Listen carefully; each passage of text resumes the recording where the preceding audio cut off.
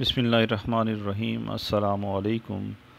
حضرت مالک بن دینار سے روایت ہے، وہ فرماتے ہیں کہ میں ایک روز بصرہ کے جنگل میں گیا، وہاں دیکھا کہ ایک مقام پر سادون مجنون بیٹھے ہوئے ہیں۔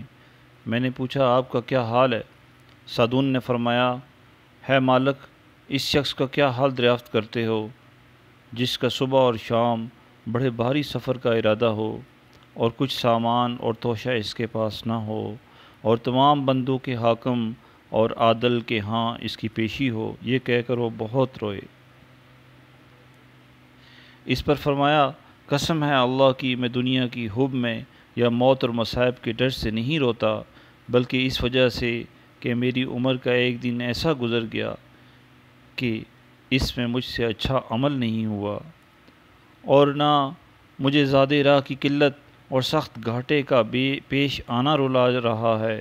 مجھے کچھ معلوم نہیں کہ میرا ٹھکانہ جنت ہے یا دوزخ۔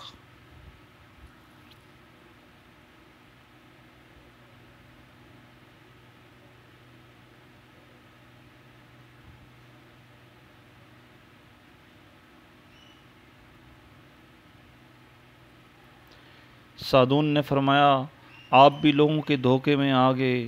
لوگوں نے مجھے مجنون سمجھ رکھا ہے، حالانکہ مجھ میں کوئی بھی جنون کی بات نہیں۔ البتہ میرے مولا کی محبت میرے دل اور میرے گوشت پوست، رگ و ریشہ اور ہڈیوں اور خون میں رچ گئی ہے۔ اس محبت کی وجہ سے میں متحیر و فریفتہ ہوں۔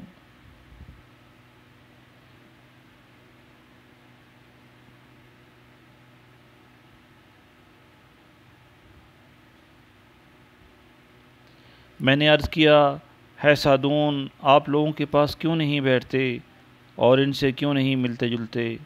یہ سن کر سادون نے دو شعر پڑھے جن کا ترجمہ یہ ہے: عزیز، لوگوں سے بالکل الگ رہا کر اور حق تعالیٰ کو اپنا مصاحب اور ساتھی بناؤ۔ لوگوں کو جس طرح چاہے آزما کر دیکھ لے، وہ ہر حالت میں تجھے بچھو ہی نظر آئیں گے۔